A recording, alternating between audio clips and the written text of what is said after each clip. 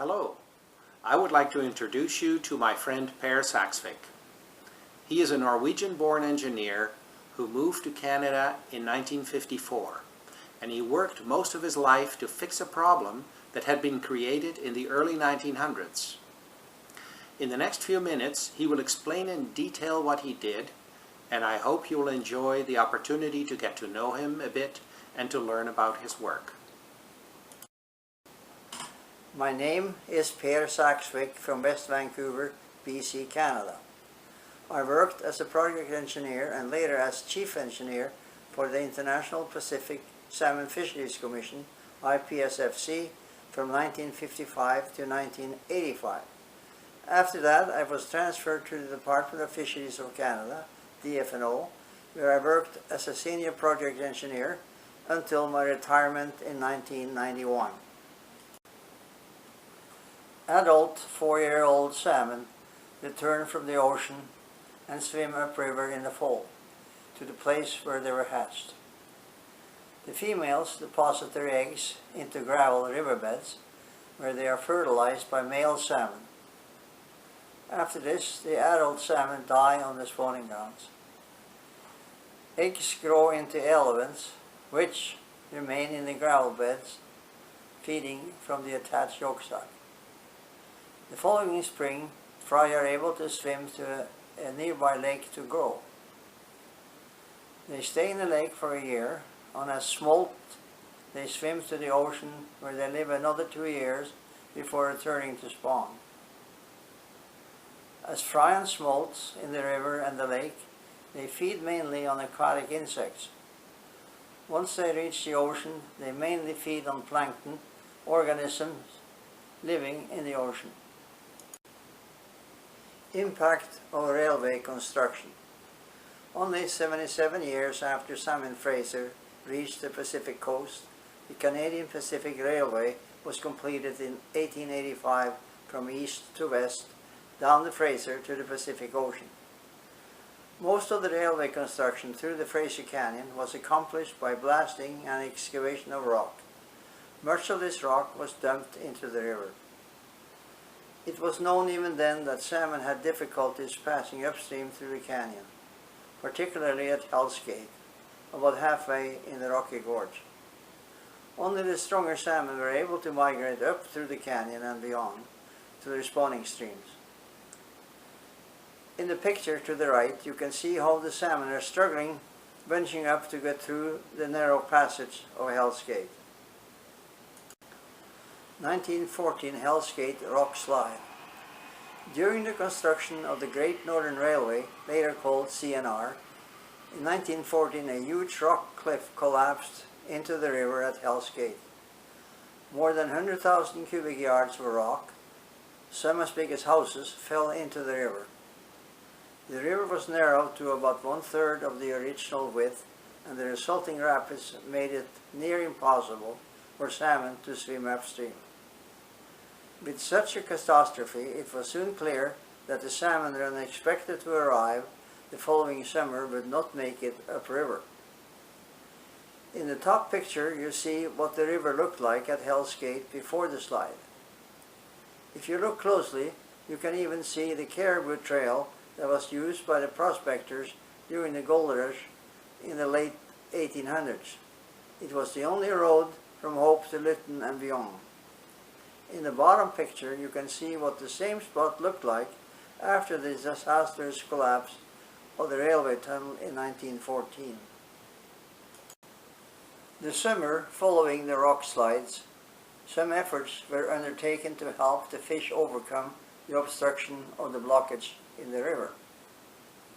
A temporary flume was constructed alongside the rapids. The fish were picked up using dip nets and hoisted into the flume. Water was pumped up into the flume, which functioned as a water slide for the fish past the rapids. Large amounts of rock were excavated from the river and dumped on the riverbank. Later, in 1915, Canadian Army engineers made attempts to blast the rock from the slide that was in the river.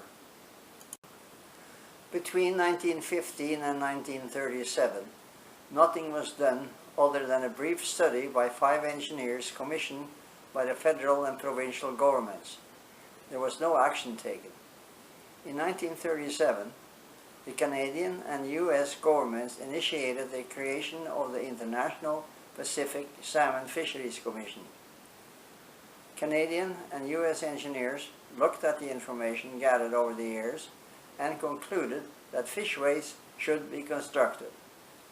A fishway is like a ladder that the fish can swim and climb to get upstream past the rapids. Canadian structural engineer Jim Piper was in charge of building a model of Hell's Gate Reach at 1:50 scale and carrying out experiments at the University of Washington. Jim Piper, who was working for the International Pacific Salmon Fisheries Commission, took all the recommendations from consulting engineers and geologists and experimented with a scale model to create a series of fishways that would allow fish to safely pass upstream at any time of the year and at any flow condition and water levels. The most important purpose of a fishway is to create a controlled environment for the fish in places where the river current is too strong. A typical fishway allows the fish to swim upstream in little steps with resting pools between vertical walls called baffles. On the right, you see a picture of a single vertical slot fishway showing the little compartments between baffles where the fish can rest briefly before moving upstream to the next slot. On the left, you see one of the compartments from above. You can clearly see how the water flow pattern creates those resting areas within the compartment. This allows the fish to swim in short spurts from resting area to resting area to the next slot. At Hell's Gate, each slot brings the fish 1 foot higher than the previous slot. In total, they climb about 9 feet from the entrance to the exit of the fishway. It's like climbing a ladder. Some of the fishways at Hell's Gate are single slot, like the ones in these pictures, but the main fishways completed in 1944 are twin slot fishways. This is a drawing that shows why fishways are needed for different water levels. Throughout the year, water levels in the river fluctuate depending on weather condition and temperature. Usually the water is the lowest in the winter months and the highest in May and June. If you want to help the fish migrate upstream with fishways, you need to build multiple structures to accommodate the various water levels and volume of water during migration times. In the schematic on the left, you can see 3 fishways built for different water levels at different times of the year. The fish enter the fishway at the tailwater end, letter T, and they exit at the headwater end, letter H. At Hell's Gate, they will have climbed 9 feet regardless of the water level or volume of water. This is what Hell's Gate looks like now. Looking upstream, showing clearly the narrow passage between the rocky points on both sides of the river. The suspension bridge was built after the 1948 flood that wiped out the earlier footbridge.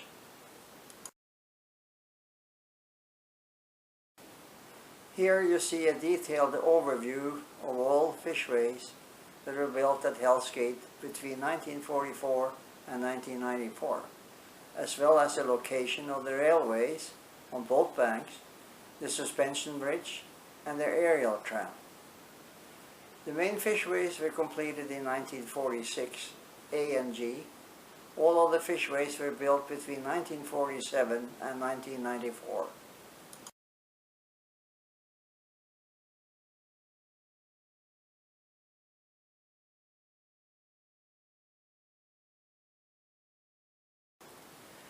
Different fishways for different water levels. Here you see 2 clear pictures of some of the Hell's Gate fishways. In both pictures you can see the main fishways on the east and west banks, as well as the low-level fishways. These pictures were taken in the winter, when the water levels are really low and no fish are moving. Later in the spring, the water will be quite high and the main and upper level fishways will be in use, while the lower level fishways will be fully submerged until the water drops later in the fall. Fish entrances to main fishways. This is what it looks like at high water level around June to September. The entrances of the main fishways are then accessible to the fish to pass upstream.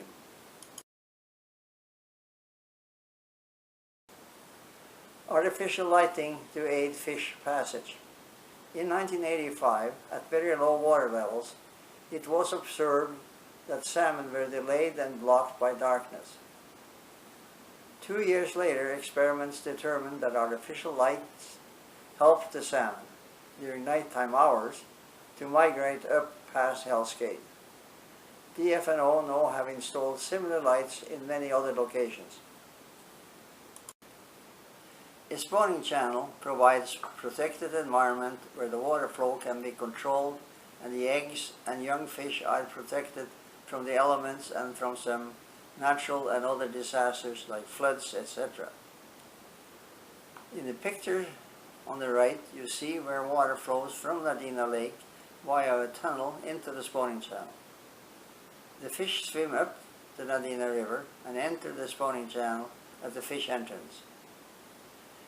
Great care is taken to cover the bottom of the spawning channel with just the right kind of gravel the fish like to spawn in. Egg to fry survival rate in nature is only about 5% to 10%.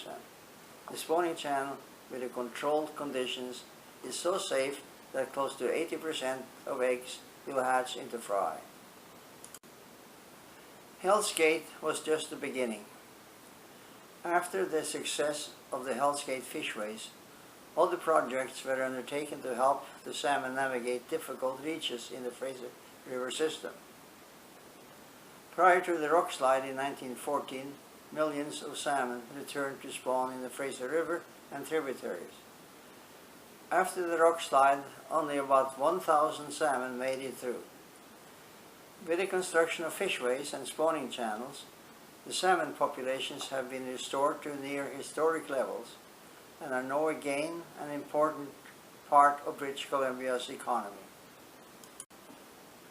I would like to acknowledge the following people and organizations: Canadian and American engineering hydraulic consultants hired by the International Pacific Salmon Fisheries Commission, IPSFC, in 1937 were Professor C.W. Harris, Professor Ted Precious, professional engineer, and Dr. Henry Gunning. They were hired to give advice about the design of fishway structures. These consultants proposed building a 1:50 scale model of the Hell's Gate Reach.